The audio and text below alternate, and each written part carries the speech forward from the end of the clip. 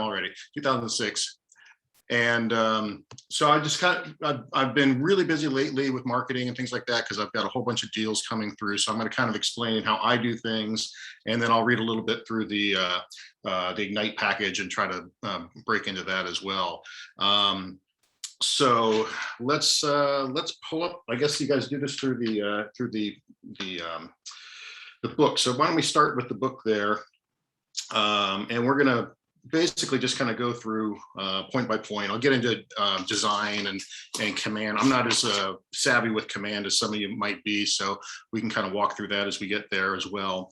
But the whole point of this basically is we're going to show you how to grow your business through a variety of different ways. So sometimes it's going to be marketing, sometimes it's going to be prospecting and getting sellers. So there's two different aspects of it. So marketing is more, putting yourself out there, putting ads out, putting postcards out. It's for a large variety of things, and we'll get into that later. Prospecting is more of the active work. Maybe you're doing phone calls, maybe you're attending community events, maybe you were door knocking. So there's two different versions of that. One of them is, the marketing is more of a passive type of scenario, where you're sending out postcards and hoping people kind of come back to you, or putting your name out there so they recognize that you're an agent. We don't want to have you be, what they call an undercover agent, where nobody knows who you are. Prospecting is more proactive. So that's very time consuming. You're going to be out there making phone calls. You're going to be out there door knocking. You're going to be out there going to, different events. So the combination of both of those is really going to be key to growing your business in the long run there. So I guess I'm just going to start. Does anybody have anything that they've been very successful with, or they've seen people do in the past that they have questions about, or that they're doing themselves and finding that they have good feedback from? I guess you'll probably have to turn off your mics if you want to respond there. Okay. Let's see. So what we're going to do is we're going to start out, and I'm going to talk a little bit about, we'll start with prospecting first. So prospecting is the proactive version of it. So this means you're going to be going out there and actively doing something to get things. So maybe you're going, we're talking about, well, they talk about FSBOs here. So FSBOs is, for sale by owners. We don't see a whole lot of those there. Other areas of the country, people can focus on those and do decent, make a decent living. FSBOs are fine here. They're just not as many to really go after. At this price point, I'm not seeing them, but if you're really active and you want to hit up a few of these FSBOs, go right ahead. Expired listings, that's another one that we don't see too many of as well right now in this market. But what I used to do with expired listings in older markets is, something would come up the day it comes off the market. You can tell, that it's expired, because you're not allowed to go after it until then. We would send out a nice letter and maybe a phone call if we had a contact information. So we would do a phone call and saying, I'm sorry that your previous agent wasn't able to sell the home. I have a really great marketing plan that I would like to, show you and what I can do. And maybe you're going to show some experience that you've done in the past about, taking a listing that didn't sell and selling it. I do the same thing with the letters. Sometimes we used to send out maybe 10, 20 letters a month. And they're all fairly straightforward boilerplate about, I'm sorry that your house hadn't sold in the past. That really must be frustrating. We know you want to get your house sold, and here's our marketing plan on how we're going to do that for you. And that gets you in front of people as well. Circle prospecting. So this is maybe you've got a listing or you've got a buyer for a certain neighborhood. So you can go out and door knock, and you can hand out postcards or hand out flyers with your information. What I do sometimes, so I have a buyer. If I have a buyer's agent, maybe they're pre-approved up to $1.2 million, and I know the neighborhood they want to live in. What I will do is have my title rep write up, basically pull all the similar homes in the area. So maybe we're looking for a 4-bedroom, 2-bath in the neighborhood. So I'll have the title rep pull all the 4-bedroom, 2-bath addresses, and then I will send a letter specifically to each one of those that will have the the name of the owner, saying, hey, I've got this great couple, they're looking to buy the house in the area, we haven't had any luck, would you be interested in selling your house, maybe off market, or maybe you're going to put it on. Sometimes this will lead to a sale down the lines. Maybe somebody's not going to sell for 6 months or something, but at least if you get some feedback from people that they're interested in selling their home, maybe if it's for your own buyer, maybe it's going to be down the line, it's going to be a listing, but at least you're getting out in front of people. You can hit up, a neighborhood area. If you know that, you can hit up specific complexes. Maybe you're going to focus on, 1-bedroom condos in the area. So you can find neighborhoods that just have, apartment complexes, there are condo complexes, and you can just send emails to those people, or postcards or letters. Sometimes I prefer a letter. So you can have something like this, just a simple letter with your name here, or the name of the people you're sending. Maybe I have some with the logo up here, and then people we usually send them out on Thursdays. The idea was, if you send them out on Thursdays, people get them on Saturdays when they're home, and then they're more apt to open it up and spend a little bit more time on it, and maybe they're going to give you a call back. So other ideas about circle prospecting is, maybe you're going to send out postcards for a new listing that you've got coming. So here's an example of one that I use here. So I've got this coming soon. We're actually taking offers on this today, but we sent this in the neighborhood. So we send these to maybe 200 people in the area, just letting them know that this house is going to be coming on the market soon. Maybe they're going to come by for the open house. Maybe I can meet them there. They walk up and say, hey, we got your postcard, and maybe we're thinking about selling our house later, or we're interested in, maybe my neighbor wants to buy this house. So that's another thing that we do. And then if you want to follow up with that, you can follow up with a postcard later on saying just sold. And it's not necessarily farming, because farming is, you're going to be consistent. Farming, you're going to sit there and you're going to pick your neighborhood, and you're going to be sending postcards every single 6 weeks, 4 weeks, whatever the plan is on that. This is just going to be for the immediate neighborhood of that you're focusing on right now for your listing or for your buyer. Other areas of prospecting, they talk about community outreach. So we're talking about charity work, volunteer work. I remember with VNARB, which is the Vietnamese group, and we go do a lot of different activities. Maybe we're going to churches and we're doing food donations or things like that. Sometimes it's just going to be, maybe you're in a church and you're doing, you go to their events as well. You just want to make sure that people are aware that you're a realtor. It doesn't mean you need to hand out your card every single time, but it helps. I mean, you want, some people want to have it on the side of their car and announce it that way. That's really good as well. You just want to have people realize that you're the local resource for being a realtor. So that's very important.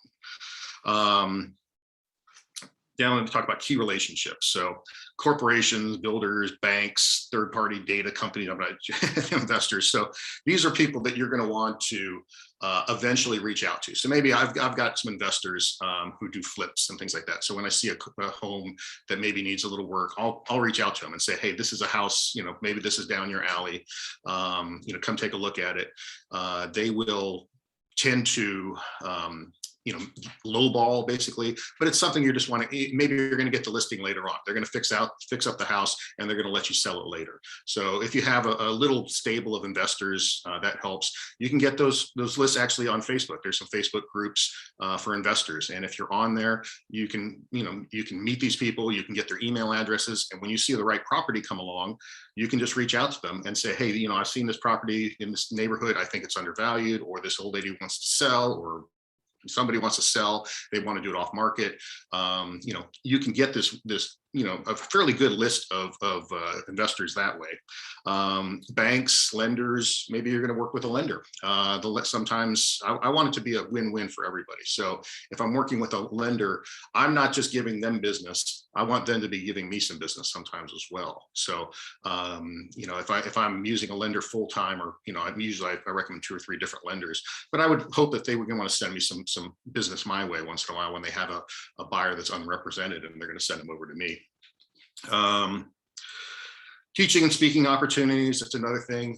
I know some people who go to coffee shops, and they have a monthly or weekly, just sit down and talk about the neighborhood or what's going on. Some little, if you go to your local coffee shop and just say, hey, can I come and sit down here, once a week or once a month or whatever, and just invite people to, come and sit down and talk about the market. Everybody's got to find their little niche and what they're comfortable in. Not everybody wants to, is super social. It does help obviously in this business, but not everybody's, it's not everybody's cup of tea. So find what you're comfortable with. Meals, just take people out for lunch, could be your best friend, could be, somebody else that you met, just go out and talk. You'll find that people like to talk about homes. They like to talk about what the market is. They, especially people who are have a home, maybe the value, they're worried about the value going up or value going down, and they like to talk about it. So it's very easy to talk about things like that. So I tend to, want to have maybe 4 or 5 different lunches or happy hours or something, per month with friends or with acquaintances or, business people that I think that would be a good connection. Some people will recommend you down the line. So always try to be active. You're trying to get out there and be seen, and let people know your knowledge. Door to door. So that's the other thing about prospecting. A lot of people love going out and door knocking. Have a little flyer that you can hand out, have a little piece of paper you can hand out, something about, who you are. You can leave door hangers. This would usually be, you want to do it somewhere within your farm, and we'll get to, farming is a little different. We won't get into that too much right now, but, pick a neighborhood and just go around door knocking, and introduce yourself. You really just want to let people know who you are, what's going on. And let's see, I'm going to go down this list a little bit. Let me just see if I can share my screen here. Hold on just one second, because that was the idea. So where are we? Okay, so that you can follow along with this one as well. And if we go down, we're on the far left side. There's number 9, booths and kiosks. So this is another thing. If you're doing a open house, and sometimes I go to events. So maybe you're going to go to a wine and cheese event, or maybe you're going to go to a street fair, and you can get a little, booth, and you can just hand out your flyers and be there to talk about the neighborhood or things like that. Walk-ins, this was a little bit older. I think walk-ins are talking about, well, there's 2 different versions. I would say walk-ins if you're doing an open house, obviously. I think they're talking about walk-ins. The old days used to be, you had an office. We have offices, but they're more corporate offices, so we don't really get walk-ins, people walking in and asking about homes. But when I first started this, 10 years ago, we had a small little office, and people, we'd had signs up in the front with our listings, and people would walk in and ask about the listings, or they would call in on it and say, hey, I'm interested in this listing. And a lot of times that's how I actually made my first 3 or 4 sales, were people walking in and asking about it. We used to have floor time, where you would have somebody who would man the front desk. And if somebody walked in and asked about a certain property, even if it wasn't yours, that was your lead to convert. So a lot of times I would sit there and I would, if I was a phone call, I would say, hey, can I get your phone number in case this call drops? And I would write down their phone number, and I would get their contact information, and they would ask a little bit about the house, and then I would offer to show them the house. And then we would meet up later on. So that was a good way to do it as well. You have to kind of be very quick on your toes when this happens. Let's go back to the combination of marketing and prospect. Well, let's go to marketing first, and then we'll talk about the combination of both of them. So marketing is really complex. So we were doing something similar. We were exploring a bunch of these different versions here. So offline advertising, we're talking radio, TV, newspapers, putting, as I said, putting things on your on the side of your car, signs on your car, bus benches, magazines, billboards. I mean, you can spend a lot of money on marketing. It's very money intensive, but not time intensive. I mean, it does take a little bit to make a lot of these things up, but you're going to find that, you can easily bleed a lot of money into marketing. So you want to make sure that it's 2 different things. 1, that the marketing is effective, and 2, when you get that lead, you're effective converting that lead, because there's no point in, having all this, your signs out there when the lead comes in and you're not ready to take it and you're not ready to work with it. Online advertising, I could go down a rabbit hole with that one for a long time. There's pay-per-clicks and SEO, social media, and all of this you want to, when somebody's online, they're giving you their information, you need to act very quickly to return their information or return their calls. So because you're competing with many other people online, you're competing with realtor.com, you're competing with Zillow, they're all trying to get this online lead. So you really want to be quick and respond to these people. Broadcast creation, radio segments, TV shows. I know we've got some people in the office who do weekly radio shows. Some people do live social media, go out and go to an open house, go to a tour and do a live stream from there, talk about the house, talk about the neighborhood. If this is a neighborhood that you want to focus on for farming, go to the new listing, walk around and blog about it. I do blogs about homes that aren't mine, but I talk about what nice homes they are, what beautiful homes they are. As long as at the bottom you mention this is so-and-so's listing, it's not my listing. Now, sometimes I have seen people who are getting a little antsy about going and doing vlogs or video tours of other listings if they're not yours. Some people are very protective about that. So just make clear that it's not your listing. This is a great home by so-and-so. Give them credit. It's their listing. Don't try to make it seem like it's your listing. Just try to say, I'm educating the neighborhood about, my farm, about what this new listing is about. Direct mail. So this is very old school and it works very effectively as well. So we're talking postcard campaigns. Obviously there's, postcards that we send out.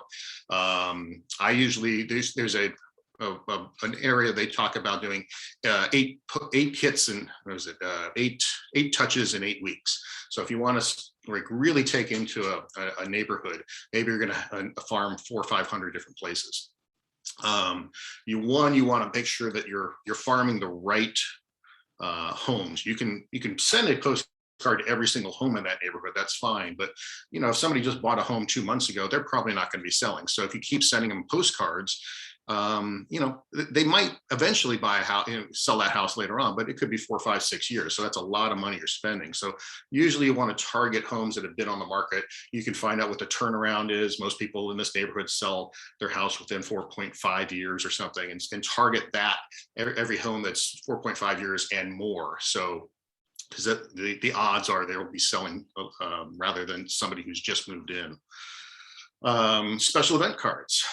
So sometimes maybe I'll have a new listing and I'm going to have a wine and cheese party. And now, mind you, with COVID and everything, this has changed a little bit, or a twilight tour. So sometimes instead of just having a typical open house 2 to 4:30, what I'm going to do is I'm going to have a twilight tour on Thursday at 7 o'clock to 8 or something, or 8:30, and I'll have maybe I'll have some wine or champagne, or just invite other people to come over, maybe some snacks, maybe some cheese. Sometimes you can, if you have a lender, sometimes the lender will come along as well. Maybe they're going to sponsor this a little bit. And then you can have 2 people there and just talking about the house, showing the house, and just kind of getting to meet people. That's really what it's all about, meeting the neighbors. And then we've talked about just sold and just listed postcards. So, you can send those out as well. Usually if you're doing an 8.5 by 11, or excuse me, a 5.5 by 8-inch postcard, so half a sheet of paper, basically, those are going to end up running about 80 cents a piece when they're delivered. So you can get them a little bit cheaper, but that's kind of the ballpark there. Quarterly market updates. I do this in my neighborhood. I also work with my title rep to do this. So I will pull out the maybe 10 or 12 of the latest sales and pendings and actives. I'll send out a nice little update letter talking about where the market is right now. Are we going up? Are we going down? How long are things staying on the market? And I will send that in a letter form. So I don't send some people send a postcard, that's fine. Some people I've seen send big full page letters with breakdowns of the whole neighborhood. That's fine, whatever you're comfortable doing. It's a little more labor intensive to get everything written down and look cohesive, but that's something to do. And it's quarterly, so you only need to send out 4 of those years, so fairly straightforward. promotional items and swag, as they say. So maybe you're going to have magnets of San Jose Sharks, that you're going to send out, once a year. Maybe you're going to have keychains that you're going to send out. I've seen people do, was it the little things that close the chip bags, with their name on it. So just, little things that you're handing out. Maybe you're going to hand those out when you do the kiosks or booths or something, just little things with your name on them. As we go down, public relations, press, news releases, advice columns, anything to get out in front of people. So if you're really a good writer, I do a monthly newsletter, or weekly newsletter. So I'll just pick some really neat topics that I saw on the internet, usually housing related, maybe it's architectural related, something like that. And I'll put little links on that. And it's fairly straightforward, but that goes out to my sphere. So I send that out to, maybe 1,000 people every month. And not everybody looks at it, but I noticed that people do pay attention to it. I had a woman call the other day about a listing. Wasn't my listing, but we blogged about a house that we had some relevance here in the Berkeley area. And she called up and she goes, that would be the perfect house for me. And unfortunately it had gone pending very quickly. So we weren't able to, make an offer on it. But, here's somebody who I hadn't spoken with, recently. I think I last spoke with her about 6 months ago, but she reached out to me and said, I could have reached out directly to the listing agent, but you're the one that sent that to me and you've been in contact with me. And so even though it was just an email contact on a, bi-weekly basis or weekly basis, depending on how quickly I get these emails out, there was a connection there. And this was, a $2 million home. So she's ready for the next one. And I know she's aware, I know she's proactive, and I'll follow up with her later on. And the last one is sponsorship. So, maybe you're going to, your kid's little league team, you're going to, buy them some uniforms, or, maybe the school is having a fundraiser and they need to, and you're going to donate, some money for the school, or you're going to donate a service or something like that. I know some people who do dinners. So I will have, the school is having a fundraiser. Okay, I will do a 8-person Greek dinner, cater it. I don't personally cook at all, but I would hire a caterer. I'd have 8 people, spend, at this school, we're talking about maybe $150 per person or something like that. And it's a fundraiser. And then people come over to my house, or maybe you're going to have it at a restaurant. Just depends on how comfortable you are with all of that. And then you're going to pay for that dinner for everybody. And you're going to be able to sit down with 8 different people, or, however big it is, and you're going to have conversation all night. And have a fun little party. So that's another way to get out there and just be seen. So combining the two. So we combine the prospecting and the marketing. So then we're talking about farming. We have geographic farming and demographic farming. So geographic farming is you take a neighborhood. Maybe you're going to take, let's say 400. That's a fairly good round number for a neighborhood. Have your title rep pick a neighborhood for you. They can rate these different neighborhoods. So you want to have a neighborhood that has one, high turnover. You want to have a neighborhood that hopefully has a good price point. You want to have a neighborhood that is not dominated by another agent. Usually, if you want to take on another agent, that's great. But you're going to be spending a lot of money on these farms. This is something that you have to mentally and physically and financially be ready for, because you can't just maybe do a postcard every once in a while. It just doesn't work that way. You really need to dominate this farm with your presence. So pick one that you like, pick one that you're familiar with, and stick to it. I have a little thing on my calendar to remind me, today's the postcard's got to go out, or today I have to send my newsletter out. So you can also pay and get the email and phone numbers for some of these farms as well. You won't get everything. Maybe you're going to pay. I don't know, it's not very expensive, but talk to your title rep, and you can get emails for all these people, and you can send your newsletter out. Then you can get phone numbers, and we'll talk about the do not call list and things like that in a little bit here. But some people are really good on the phone. They love making phone calls. Some people are very shy and don't like making phone calls. So I get that. I'm better on the phone when I'm finally talking to people, but I'm very shy to make that first phone call. And a lot of people are like that. But once you pick your farm, stick to it. Sometimes it's going to be literally 2 years before you even get a response. And actually, the very first responses you'll probably get are from people who say, please don't send me any postcards. So don't worry about those. People get a little offensive, but those people were never going to buy with you anyway.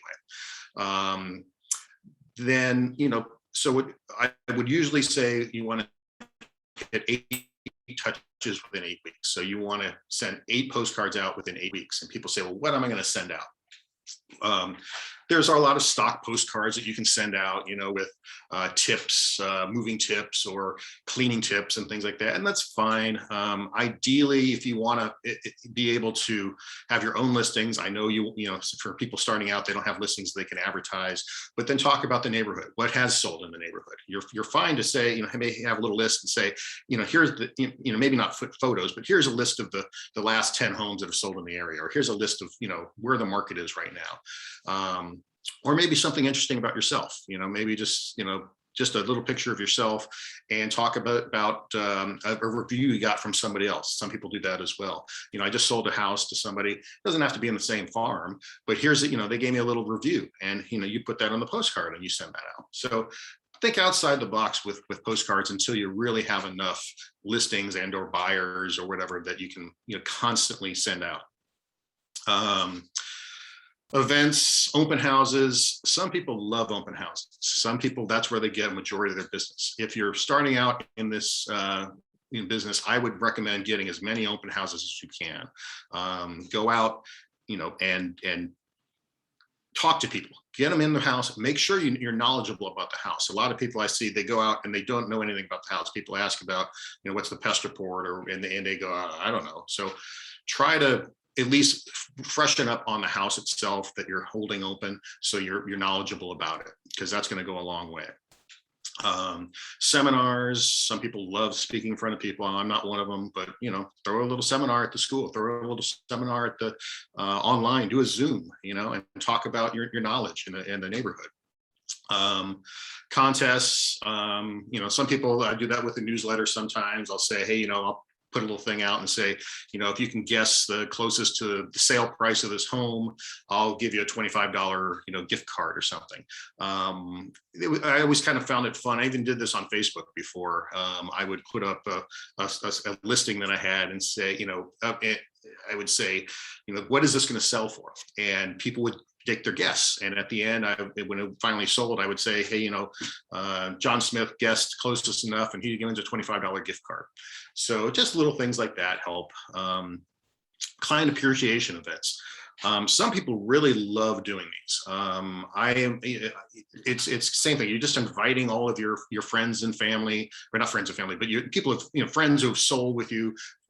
People, hopefully you made friends with the people who bought and sold with you. Tenants, clients, people who are going to be leading, business for you.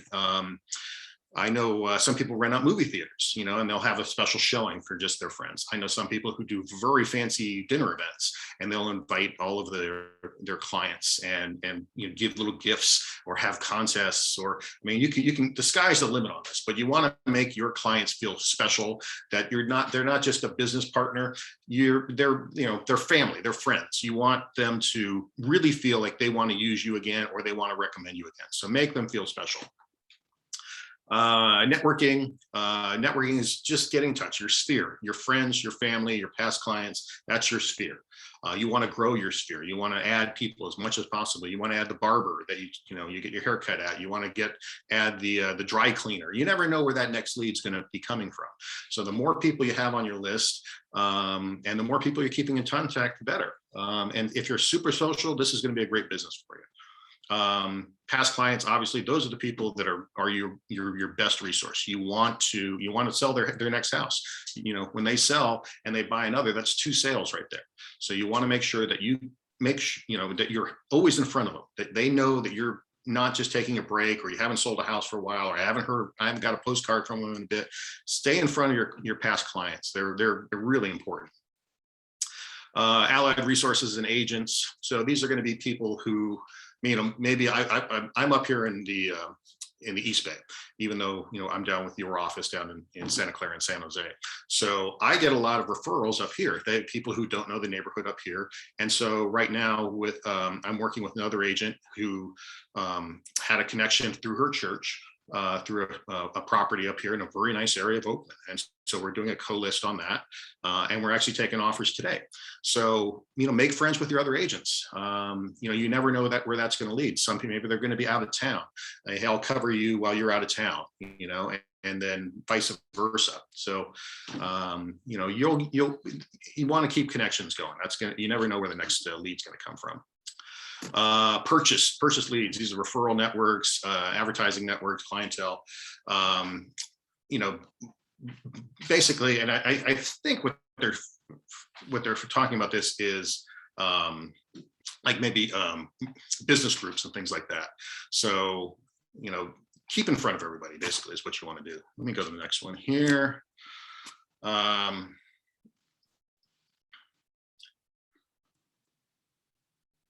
Okay, any questions at this point for anybody? I might just take a break for a second here and just see if we have any questions. So far, so good, Bruce. You brought up a lot of good points. Yeah, thank you. Okay, so how do you know where the customer is and how do you meet them there? Well, you never know where the customer is next. The customers can come from just about anywhere. So you always, I've met somebody at a gas station. It was pumping gas, and I think I had my little pin on. This was years ago, and we just started talking. And they just said, "Hey, can I ask you a question?" We just started talking, and they say, "You're a realtor." I said, "Yeah, and that led to a listing, not from him, but from his brother. And he said, my brother's selling, maybe I can put you in touch with him later on. I ended up giving him my card. And, about 3 months later, I got a call from his brother, and that led to a listing. So, just always be on, basically, always be closing, as they say. How do you communicate your value proposition? Well, that's, we talk about elevator speeches or something like that. You want to have maybe a 30-second idea about what's your passion, what are you bringing to the table, what are you doing that the next person's not doing. So practice having some ideas. What does make me special, what does make me unique, what can I bring to the table that the next person can't. Everybody said, well, I can sell your home. Well, what's that mean? What does it mean to sell your home? Do you have a marketing plan? Let me see your marketing plan. Let me see your ideas. How can you come from contribution or connect in a meaningful way? How important do you think branding, aesthetics, and consistency in your marketing? How do you achieve that? These are some big questions here. Branding, I think that you want to have what's comfortable for you. Have something unique. Have something that speaks to you, that people want. You don't have to go spend thousands of dollars for this. You can have somebody on Fiverr there make up a logo for you. You can have somebody when they're in an office. I think you can talk to Locke, and Locke will make you a logo. Just something that speaks to the people about you. Make it a little more unique so people know who you are. You can use the branded stuff, and you can use the template stuff. That's fine as well. But just be unique and be consistent. That's the other thing. And how do you follow up with lead generated from your marketing? That's actually one of the most important things in the world. I can't tell you how important it is to be organized, have a good CRM, which we do in Command, obviously, but some way that reminds you to be giving people calls back or to be in front of people.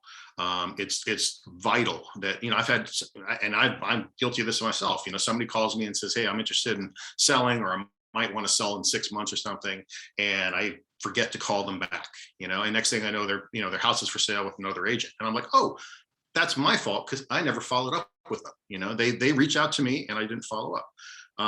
Internet leads, phone calls, somebody you met at an open house. Take all that information and be consistent with following up, and whether it's newsletters or whether it's emails or phone calls. Just be consistent and follow up, and check it off.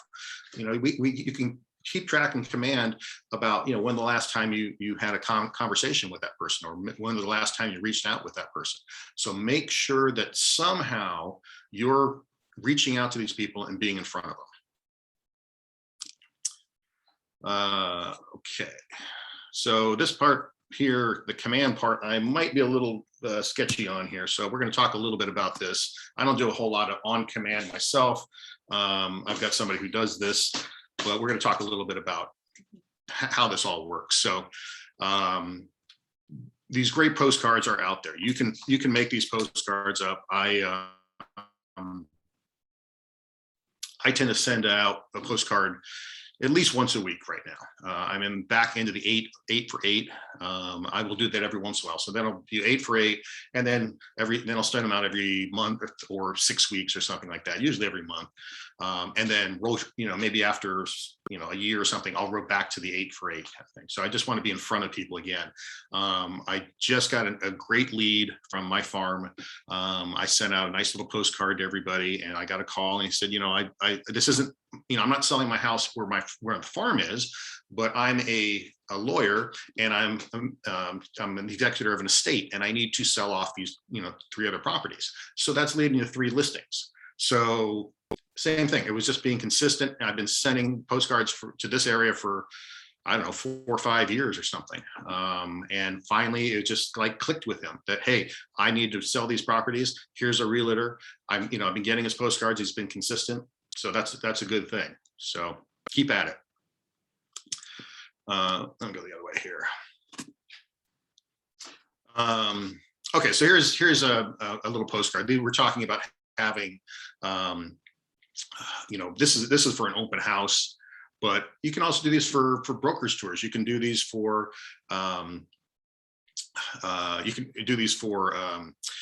twilight tours. So sometimes in the evening, I'm going to have it just for the neighbors, because maybe the buyers are going to come out, but that's a good way to get in front of the neighbors. And a lot of neighbors always want to come and see the neighbor's house.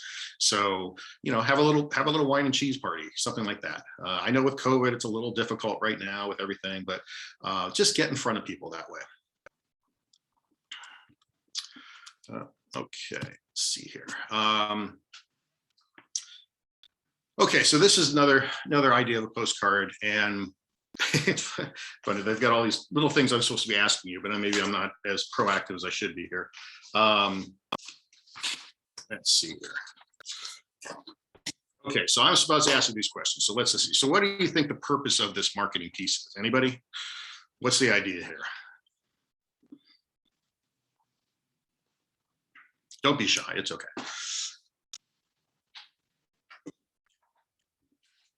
Okay, so I'll just dive into it here. So the purpose basically, so some people are very analytical. They want to see numbers. They want to see, turnover. They like this idea. So this is what this is. This is talking about, what's the average listing price, average sold price.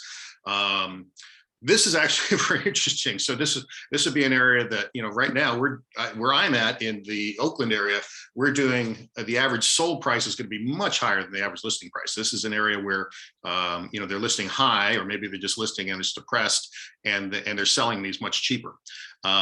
So I would be doing usually here we'll be doing the other direction. The average price sold or listing price is, let's say, $995, and the average sold price here is $1.4 million, sometimes even more. So again, just educating your buyers, and maybe this is going to be a call to action for that. You're going to say, look, we're selling homes 400,000 or 500,000 over asking. Now would be a great time to sell. You want to have a call to action.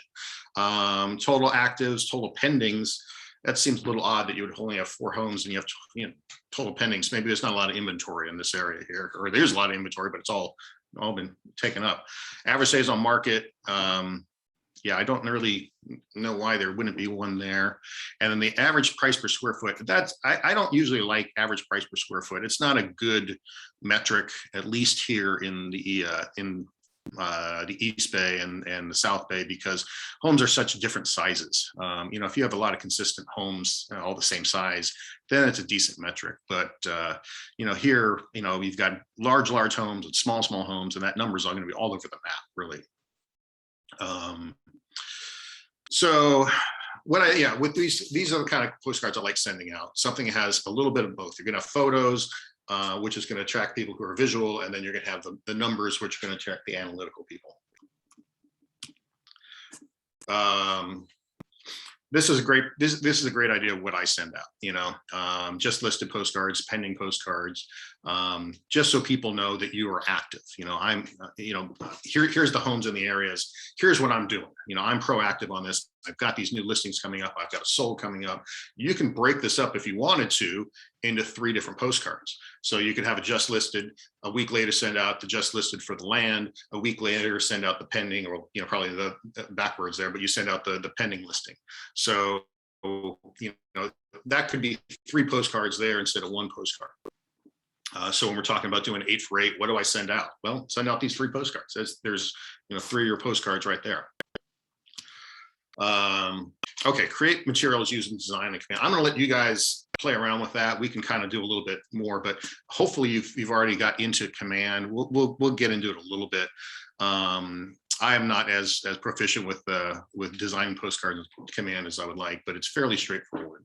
What I would do is just pick a template.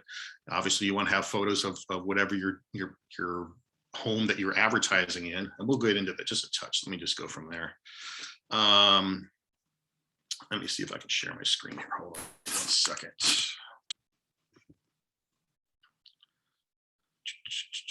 Sorry, bear with me.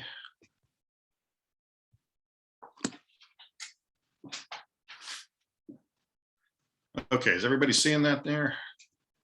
I want to make sure. Maybe I have to change from that.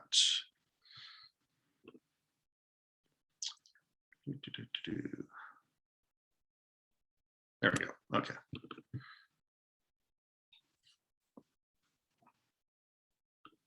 That's not what I wanted to show you though. Hold on a second.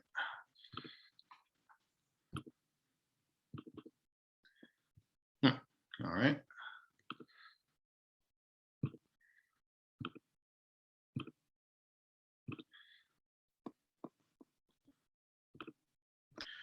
Okay, is everybody seeing the postcards in front? I can't tell if you guys are or not. Yes, I see it, Bruce. Okay, thank you. Okay, so these are the different postcards, just the different designs. We'll go into it a little bit. Usually I do the jumbo postcards here, so let's just pick one at random here. I'm going to use that one. Let it load up.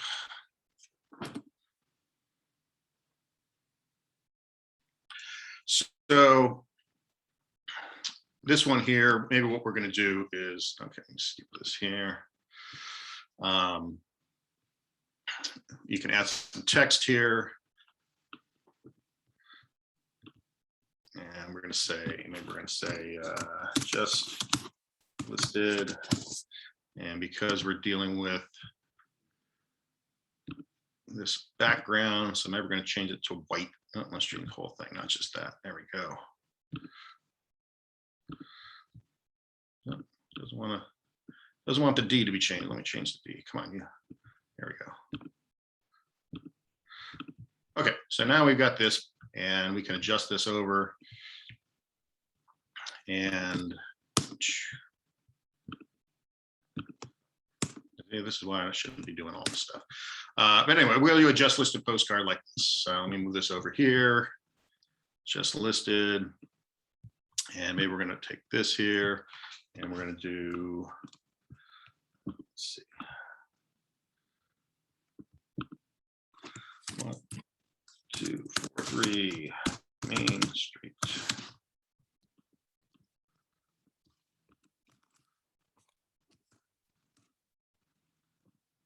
Now, that's why I'm going to have you guys practice this a little bit more, because I am not the person to practice this with. Okay, so we're going to do that, something like that. You can print these postcards out fairly quickly. Once you've got the postcard set, maybe you're going to want to put, obviously on the back, you're going to want to have your name, you're going to want to have your contact information, which is important because you're going to want somebody to be able to get out there for you. So let's just see here. Take this, let's see if we can do this. Save.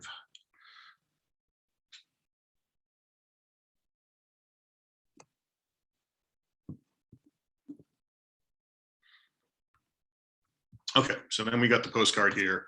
The next step would be obviously to send it out. I know they've got a whole program there for sending these things out. I'm going to let you guys fool around with all this because I'm just not proficient enough to make it look easy for you here.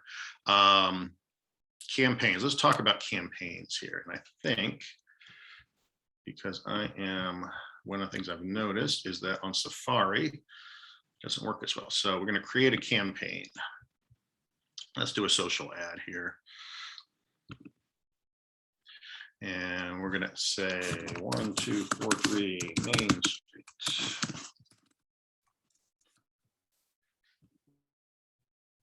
And advertise a listing. You can talk about brand awareness. Maybe that's just about you. You're going to have a photo of you. Where is it going to go? We're going to put it on Facebook and we're going to put it on Instagram.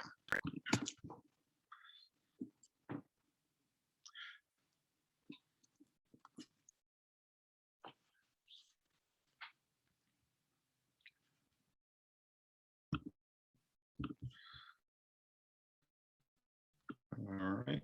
This is not going as quickly as I would hope here.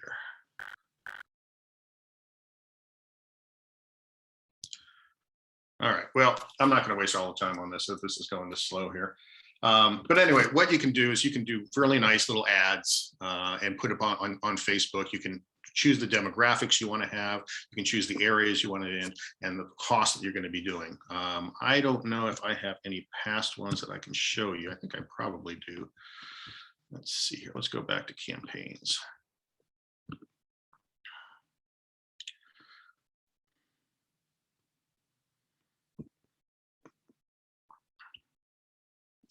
All right, well, I'm going to move on. I'm just going to move on from this here. It's just not savvy enough here.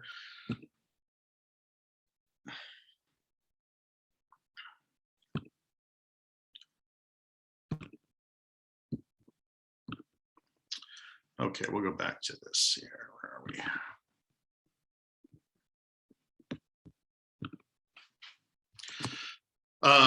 So anyway, on command, yes, you can do paid ads. You can send out emails that way. I use a different service, but command works out great. Just have all your contact information in one place.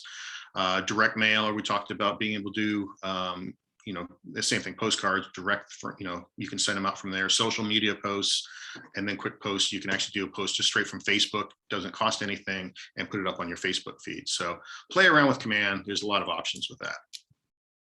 And we tried that. Okay, recap. So I'm going to let people kind of just throw some questions out and just see what we want to go from there. If there's any ideas or thoughts that you have on marketing, and happy to answer some questions for you.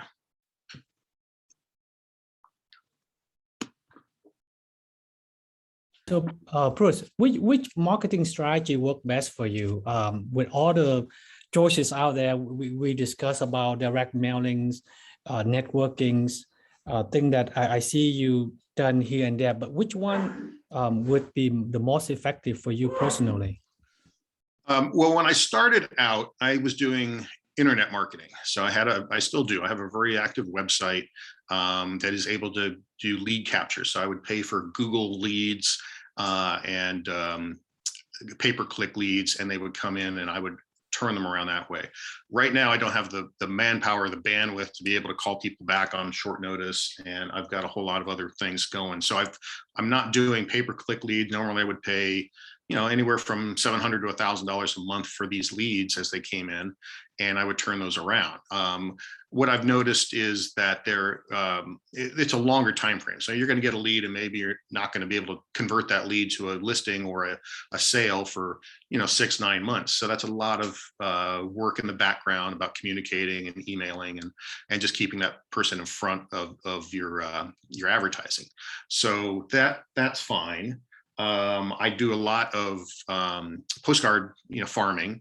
That's another thing. Just as long as you're consistent with these things, it will work. The postcard farming has been great. I've been starting to get some leads out of that. People are starting to realize that I'm the neighborhood agent, and I've been proactive. And I advertise homes that I'm not even in the area. So maybe I'm selling a home in a completely different city in the peninsula or something. I will advertise that that sale within my farm. Maybe I'm not going to say it's in Foster City. I'm going to say, here's 11th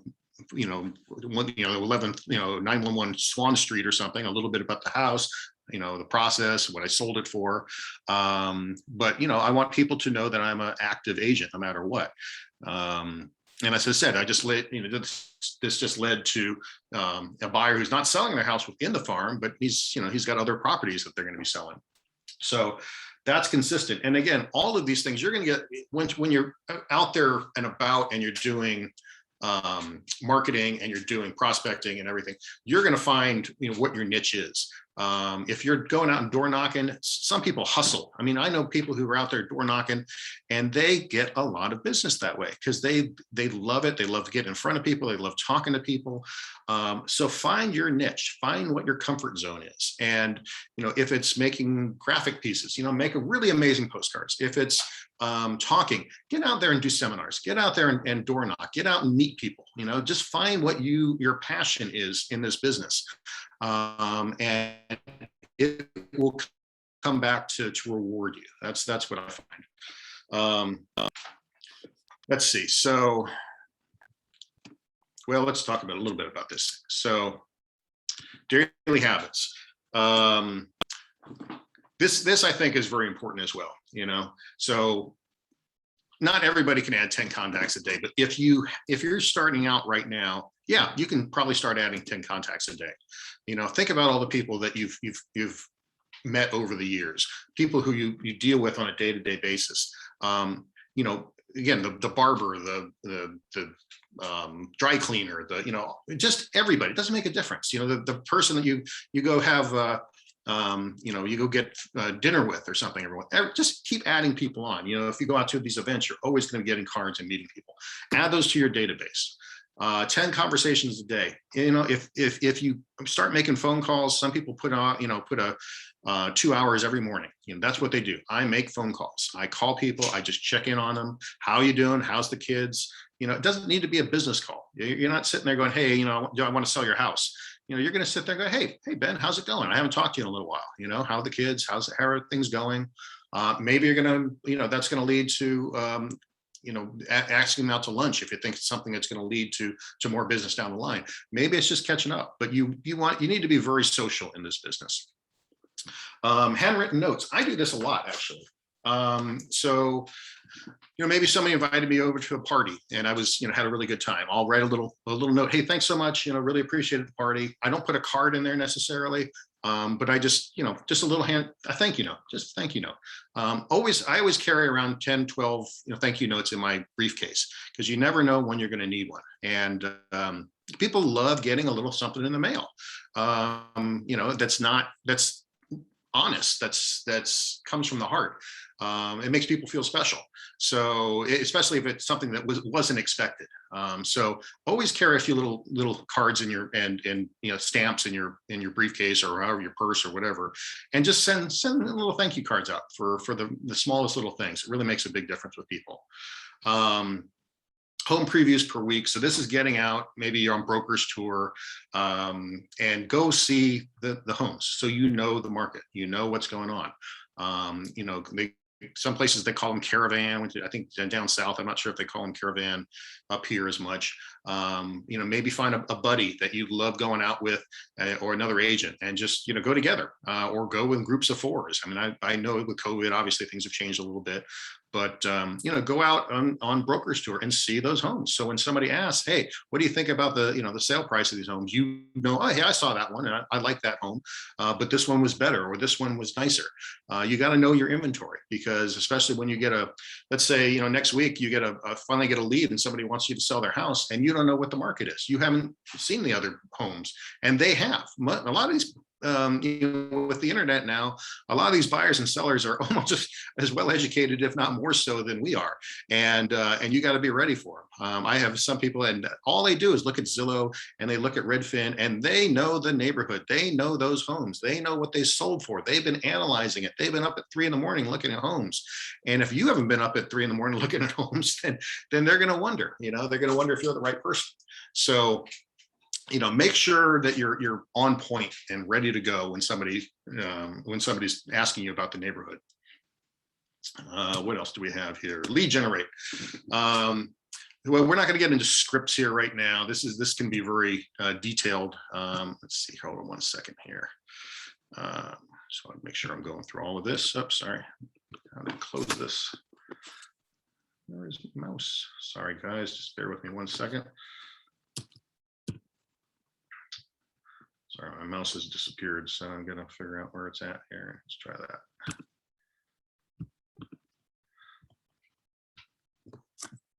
I'm gonna get rid of this chat box, which is right in front of me, and I can't get rid of that. Oh, I don't want to leave the meeting. Where's my mouse?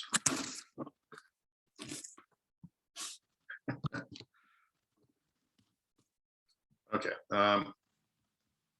Is the chat in front of everybody here? I'm just asking because it's in front of me and I can't get rid of it, unfortunately. If I escape, let's try that. Oh, there we go. Okay, I knew that. Okay. So scripts, when you have the time, and I know that we arranged some of these at Silicon City and Santa Clara, script practice is vital. It helps you overcome objections. It helps you answer questions, and it's great to be ready automatically when these things come up. When people ask, well, why should I give you 6%, or why should I, why the other person's asking, going to sell my house for 4%, why should I be giving you 6? You need to be ready. You need to have an answer right there. And if you're hemming and hawing like, well, because I'm a better realtor, or that's just not going to work. So you need to have your value propositions ready to go from the beginning here. Obviously lead generated uncovers motivation. So why are you selling your home? Where are you going to go from here? Maybe, sometimes you got to realize that they're not just selling their home, they're going to be buying a home somewhere else. So you need to find out that information. What's their time frame? When do they need? Are they going to have to live in their house to sell it? Are they going to have to do a rent back? Are they financially able to buy a house or sell a house and buy a house at the same time? You need to find out all these options here for them, because you want to understand the scenario as much as possible. Identify objections. That's the same thing. People are going to say, well, I'm not ready to do that, or I'm not ready to pay you 6%. I'm not ready to, so-and-so, the Redfin's going to do it for, 2% or whatever. Why do I need to pay you this? So have your idea, know exactly what you're bringing to the table here, why they should be working with you. And also, build confidence. This is the other thing. If you have done your script practice, how you're going to respond to so many of these basic questions. I know we have a full volume of this, and you can go through, maybe just practice with your son or daughter, have them ask the questions, and you can practice answering the questions, and they'll have the little script practice, and they'll do the objections for you. Maybe that's going to make it easier than having it in front of persons. But if you have an accountability partner, do that as well. So get in front of them and just spend 25 minutes or 30 minutes doing script practice over and over and over. It's going to be an amazing thing for you. Role play, script practice. Well, we're not going to take 30 minutes of this, but we can, in person, this is a lot easier. So I think over Zoom, it's a kind of a lost cause here. Okay, they want to go over the do not call list. So I know that within our offices here, we have an updated do not call list. So just check the list before you're making phone calls. Some people love making phone calls. Again, we get up at, if you've time blocked at, from 9 a.m. to 11 a.m., you're going to be doing, cold calling, or you're going to be calling your sphere, or you're going to be calling your farm if you've gotten numbers from your phone numbers from your title rep. Just make sure that they're not on the registry. You don't want to get in trouble, and obviously you just don't want anybody calling Keller Williams and saying, hey, so and so just called me and I've asked not to be be contacted here. And the other thing too is you're going to get people who are very, well, at least I have sometimes, very aggressive. They get angry when you call them. They don't want you to call them. Maybe they're not even on the registry, but they don't want to be disturbed. So I've had, I send out postcards, and I've had people like angrily yell and leave really threatening messages on my phone about how dare you send a postcard to me, that type of thing. You're gonna have a few nut jobs no matter where you are there. So just politely take them off the list, and you don't have to worry about them again. But it's just not worth the hassle. Lead generations. These are all going to be same thing. In person, this might be a little different here for calling scripts and things like that. Well, these are a lot. Contract practice. Okay. So these are where you're going to want to go here. If you haven't already, go on Command, go on Connect, spend some time. Connect's got some really great little videos, and they also have script practices ideas as well. But get on there and play around with that. I know that we have some classes in there for Command as well. Spend some time learning the system, and you'll do wonders. It's really eye-opening the amount of things that we can do with this. Create your success list. Okay, so I always have a little to-do list. I have a I'm getting a little older, so I forget things now. So if I need to do something, I just put it on my calendar and I just make it like an appointment. And I know it comes up, and maybe I don't always get around to it that day at 11 o'clock. It's like I've got a list of things I'm supposed to be doing today. I've got offers coming in at 11. I've got offers coming in at 1 for a different home. Those are obviously important, but then I've also got reminders. Hey, I need to, send out my postcard, or I need to update my newsletter, or I need to send links for this. So these are things I might be moving around. But I keep them on my calendar. So eventually, maybe I'm going to move that to tomorrow. I don't have time to do it today, but tomorrow I got to get links for my newsletter, and I got to send that out to my assistant to send that out. So I'll just make sure you've got a little to-do list. It does wonders for you, and they can just check those off. And when you're done, it really feels great. I had checked off all those things that I needed to get done, and then on to the next set of to-do lists. If you prioritize them, that's great. Some people want to do colors. These are reds. I need to get to them ASAP. These are yellows. I need to get to them. Eventually. Whatever. Do your own. Some people are. Everybody does things a little differently, but just have a list of things that you need to do. And this, well, you don't have to complete the survey, but if you want to do that, that's fine.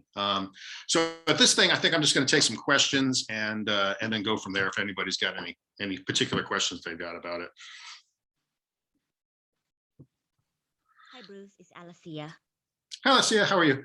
Good. How are you? Good. My question is, when you do like a just sold around your listing, how many should we do it as a newer agent? Like how many homes?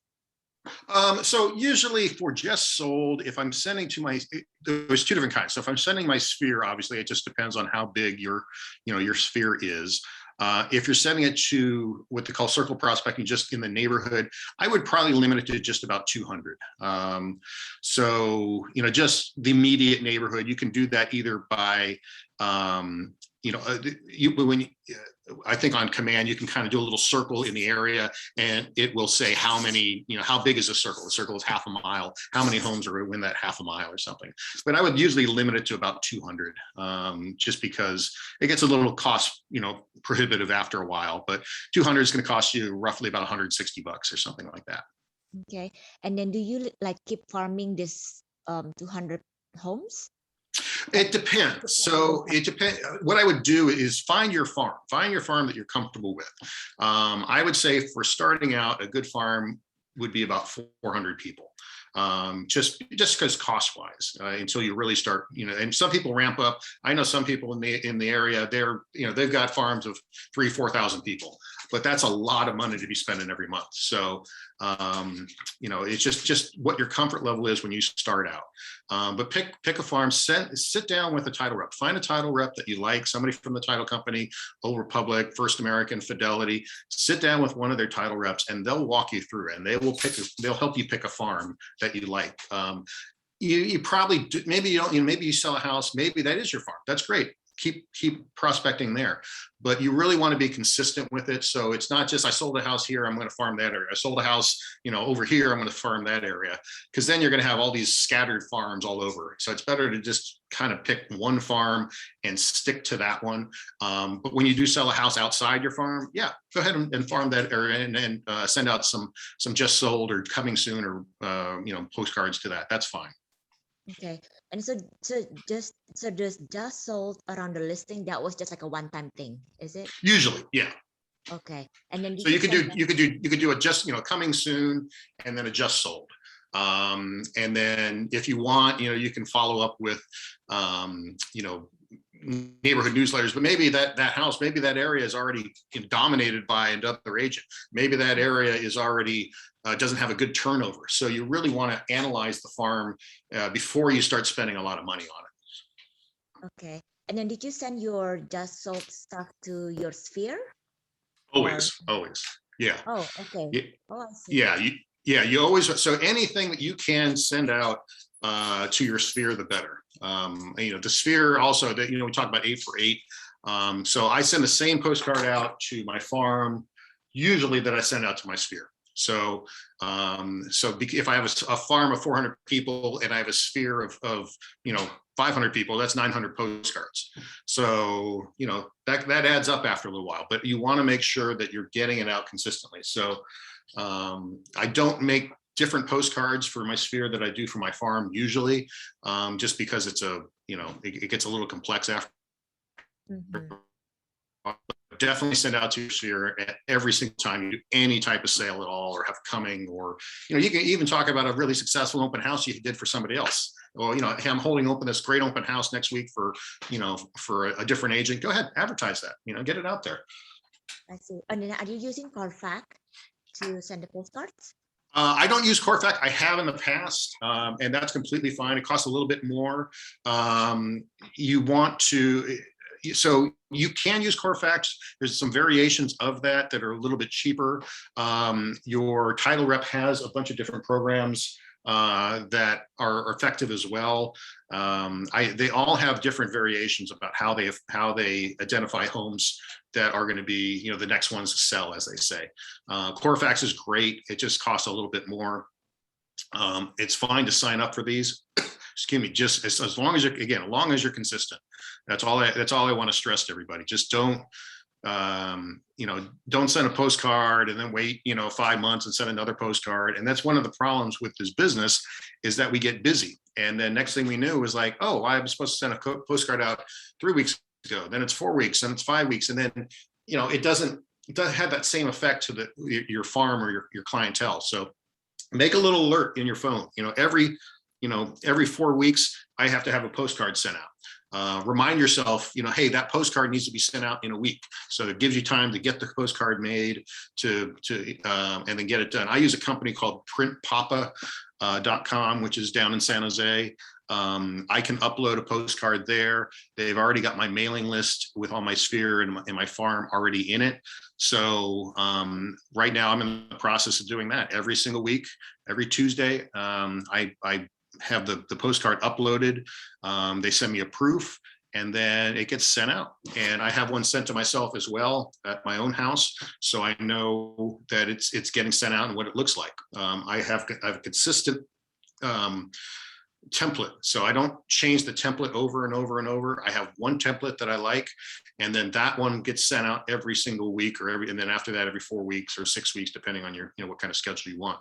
But you want to have something distinctive, so every single time somebody gets that postcard, even if they're just to be honest, even if they're just chucking it in the recycling bin, at least they're looking at it for that brief second and going, hey, she's got another listing, or she just had an open house or something. That little brief just connection.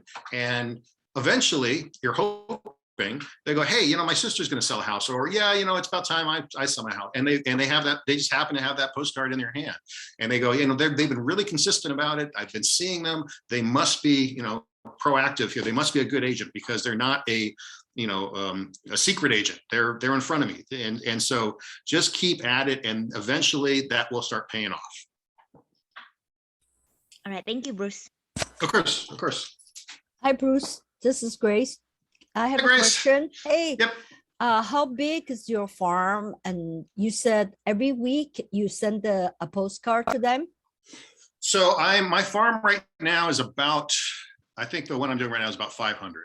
Okay. And I send out, so right now I'm back to sending out a postcard a week. And this, a lot of it has to do with the same thing. I fell behind, I got busy, and I wasn't sending my postcards out in a timely manner. I mean, they were going out maybe every 2 months, as opposed to they should have gone out every month or every 6 weeks at the latest. So because I have a lot of deals right now, I said I'm going to, it gives me an excuse to send out a postcard. If I have a listing, I'm going to send out a postcard. I have to send out a postcard. If I have a sold, I have to send it. So make sure you have to do it. You just have to. You're missing this thing. You're missing this huge opportunity. You've got that listing. That means something. Or you've got this, a buyer that you're working with, whatever it is. Market that as much as you can and put the same thing, a variation of that on Facebook, put it a variation on Instagram.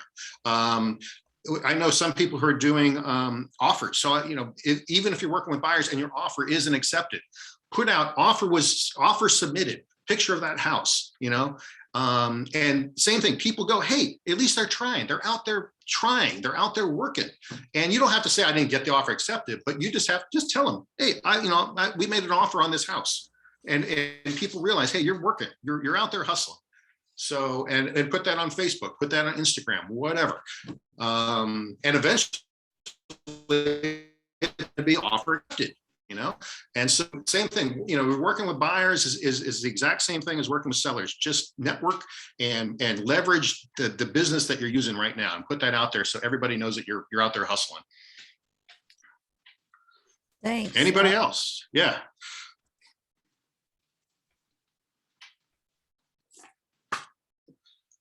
Well, I know this all will pay off, and everybody's out there working hard. One of the things that I do, let me see if I can find one for you. Hold on just 1 second.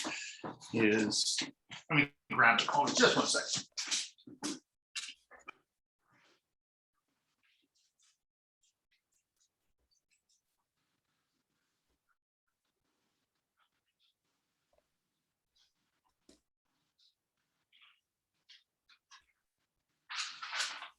So I can help people. I'm going to show you, stop the screen sharing and show you what I have done as well. So this was very effective for me.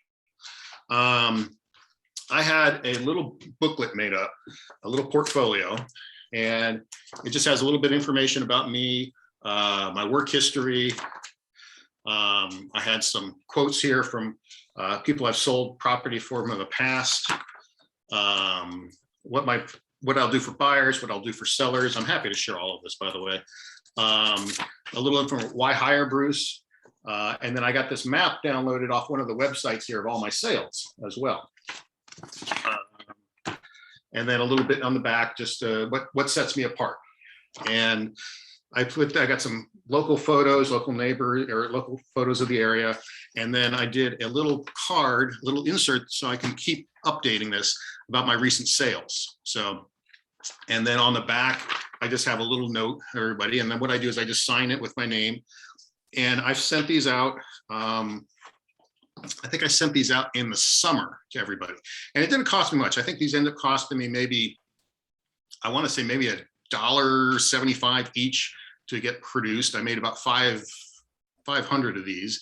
And then it's about, I don't know, maybe $1.25 to send out. So about basically $3 a piece. And I sent these out to my farm.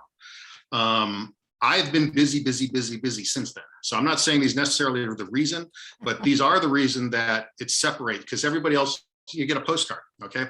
Postcard, take it, throw it in the recycling bin.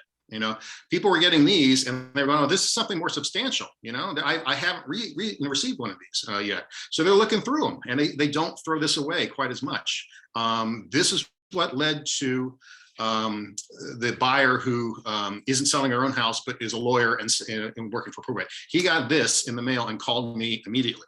So I'm happy to kind of share the person who the designer did this for me, spent a little time making something like this, and it went a long way. And then I have these out on my latest listing. I had 10 people take these home. So that was saying a lot. I mean, I want people to keep these and bring it, they're going to say, hey, this guy's serious. So this isn't very much money to put together here. I mean, this is the equivalent of, 3 months worth of postcards. So, send something like that.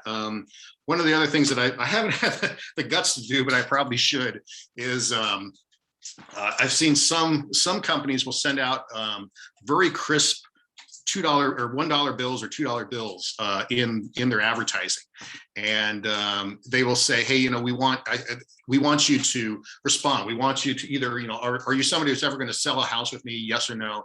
Here's $2. Just put a little postcard in there, and with a return address or something like that. Just have them physically say, I don't want any more emails from you, or I don't want any more postcards from you. That's fine. Then they'll pop that in the mail. You'll get it. You'll take them off the list, and you're going to save yourself $10 for the rest of the year there, because you won't be sending postcards to them.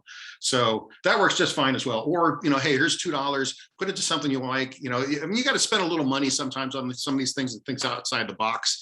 But I know when I got a $2 from somebody the other day. I think it was they wanted me to just fill out a brief questionnaire.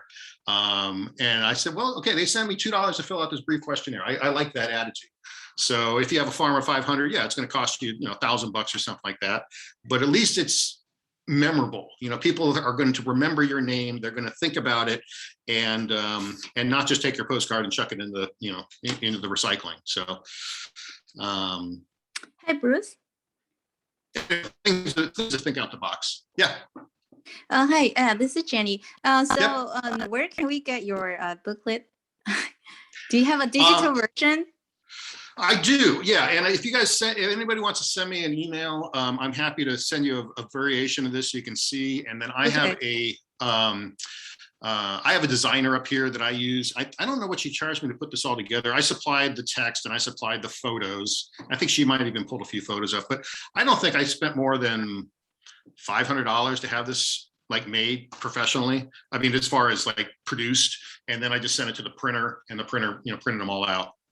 So I think they're really effective. I used to have a real estate coach, and she had me make larger versions of these. They were square, so they ended up costing a lot more to produce because they were square and they were kind of odd size. And what I figured out is if you do one this size, there's perfect envelopes. You can get an envelope exactly this size, and you just put your pre-made labels on there. You put a special, you get the stamps so they're the exact size, so you're not spending extra, and send them out. It, again, it's just something, it's harder for somebody to throw that away, basically. Another question is, which strategy, marketing strategy, works best for you, like a social media or farming, my postcard? So lately, it's interesting. I had done a lot of social media, and just I always try to put my latest listings up there, or just solds or something like that. But what I found is that at least the niche that kind of came out of the blue for me is I'm in Oakland, and so my old high school friends, their parents are either passing away or they're selling the house or they're downsizing. So I've been the kind of go-to realtor for selling my high school friends' parents' house or their old house or something like that, because my parents, everyone's in their 70s or 80s or something, and they're kind of on their next stage of life. So I'm dealing with a lot of friends and people who I knew in high school, or maybe I didn't know in high school. We had 600 people, but I'm on the same webpage, or I'm friends with them on Facebook, and they see my posts, they see my blogs, they know I'm a realtor, and I get calls out of the blue from people who are like, hey, we didn't really know each other well in high school, but I see all your posts on Facebook. My mom is selling their house now. We'd like you to do that. So in the last 4 months, it's been, I think I've had five friends from high school, or people I've known from high school, selling their parents' house. And then it got through, somebody would say, hey, Bruce is great. You should use him. And so it's just kind of going down the line. That has been combined with the farming. So you kind of want to just have your fingers all over the place, and that's going to make a big difference. But I would say start out with your farm, you start out with your sphere first. They're going to be the ones that you're going to get the most business from. Your friends, your family, your past sales. Those are the ones you want to focus on first.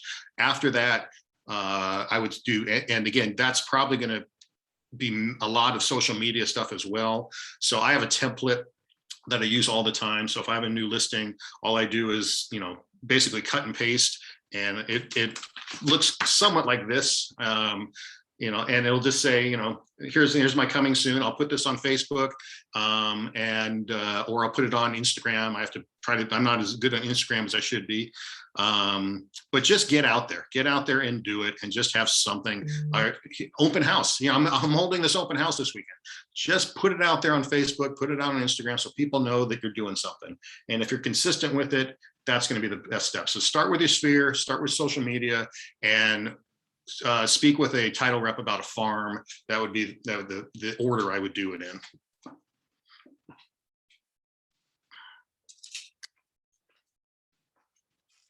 Anybody else? So if you want, you can take down, if anybody wants any additional information, feel free to give me a phone call at any time. I'm happy to reach out. You know, like me on Facebook, I guess, and you can see what I do there. So you can just see an actual example of it. You know, don't be a secret agent. You know, get out there and get in front of everybody and let everybody know that this is your job, this is what you do.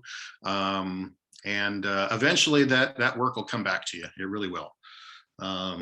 It took me a little while. It did. And I started, as I said, I started in 2006, 7 there when the market dropped off the face of the earth, and you know, everybody was, you know, the whole market collapsed, and we were doing short sales and REOs and things like that. So it took me a while to kind of get on my feet. But right now I'm having my best year ever by far. And it's great. It's really nice when things really start clicking for everybody. So I wish all you the best here, but marketing is obviously a big part of that. So make sure you're out there.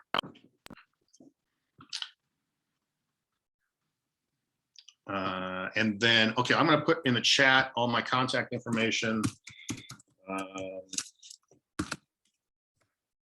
And if you text me or email me, I will send you any information you need on booklets or marketing or any of that. And feel free to reach out and text as well.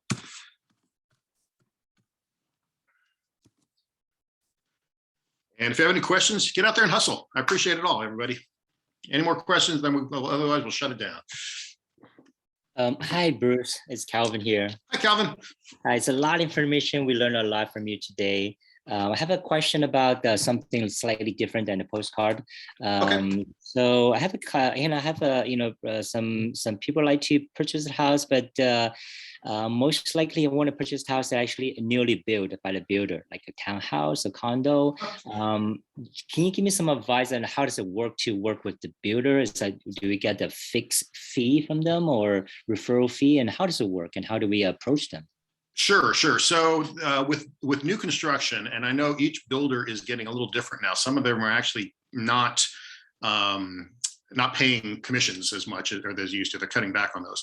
So what you need to do is you need to be the first one down there and introduce. You have to sign your client up basically with the builder first. So if the client's already gone out there and signed up with it, the builder will probably not give you a commission.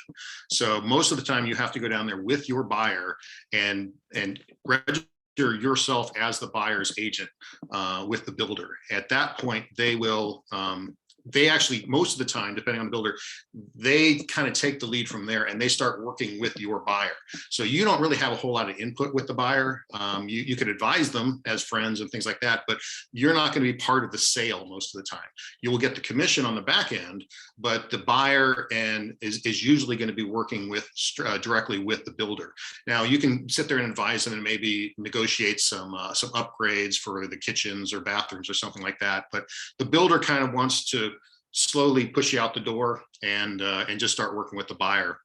So if you're going to want to be proactive with your buyers, you kind of have to step up a little bit, but make sure that you are down there first before the builder meets the buyer directly. So if the buyer goes without you the very first time, the builder will almost always cut you out of the deal. So just keep that in mind. I see. So I should sign the contract with the client first. Well, you don't need to sign a contract. You can sign a contract with them. Usually when you go down with the builder, there will be a little slip that they're going to have to just sign everybody off. You give them your card. They're going to put, your buyer's name down on their card and their list. So they've got the contact made. If you want to do a buyer's agreement with your buyer, that's fine. Go ahead and get that written up. But make sure that you attend with the buyer the very first time they go and view the properties. That's the only way that you're going to get the commission. I see. I just wondering, since they need to pay me the commission anyway, why they want to push me on a site? That's that they have more control that way with the client. Yeah. Basically, and it's just the way that they've set these things up. They don't want to pay the commission. Obviously, they would like the buyer to just come in and work with them directly. So each builder, Pulte and all, they all do things a little differently. But for the most part, they don't want to, you're just not a part of the deal the same way that you would be with a regular sale. I see. Oh, thank you. Oh, yeah. Following up the same question. So sometimes the buyer will ask like, why should I work with you? Instead of go directly working with a builder. What is the benefit? Right. So what I would usually say with them is that I am able, I would say, look, I'm able to negotiate on your behalf to the builder. Maybe I'm going to be able to get you some upgrades on the kitchen counters. Maybe I'm going to be able to. So you want to at least say, look, the builder isn't looking out for you as a buyer. Same thing like if the seller's not looking out for the buyer either, and the same thing. The builder's not looking out for the buyer. They're looking out for the best interests of the construction people, of the developer. So you want to say, look, I'm willing to get there. I'm willing to talk as much as I can. Maybe I'm going to upgrade you, 3 different levels. Maybe I'm going to get you the hardwood floors as an option. Maybe I'm going to negotiate the price down a little bit. You won't have a whole lot of options in there, but just try to let them know that at least you're looking out for them, just like you would with any deal. Okay. Thank you. And then one of the things I'm going to actually mention that I forgot to do is that when you have time, you remember we're talking about doing all these postcards and doing, all your advertising and your flyers for homes and things like that. What I do is I have a little portfolio that I made. I just got this at Home Depot or whatever, or not Home Depot, Office Depot. And what I did was I took all of my flyers and I put in just in order. So I have, all my postcards I put in here. I have listing flyers that I put in here. I have, I just collect them and I just pop them in here. And so when I go out for a listing presentation, I've got letters here, like recommendation letters. I have something to give. When people say, well, show me what you've done. And I'll say, look, here's what I've done. Here's everything I've done in the past. And people will just look through this and it gives you some legitimacy. I had an article here. So at one point I got featured in the Chronicle here on the front page with my name. They just called me up, actually when I was up in Tahoe having dinner with my family, and this guy, reporter from the Chronicle just called me up to get a quote. And I just kind of walked outside and gave him a little quote, didn't think anything about it. And 2 weeks later, I was on the front page of the Chronicle. I did actually get a call from a developer in Fresno who was trying to sell a 30 floor building in Oakland. I did not get the listing, but I was able to get the listing sent over to a commercial real estate company, and they started negotiating with him because it was just way out of my league. Eventually he sold it off market to somebody else, so I didn't get a commission off of that, but that was going to end up being a $30 million sale. So again, I didn't get anything out of it. That's fine, but you just never know where these things are going to lead. So put a little, take all your postcards, keep all your postcards, keep all your listing flyers, put them in a little portfolio. And then when you go out for a listing presentation, you've got everything in front of you, and and you'll feel much more confident with it as well. So keep all that information.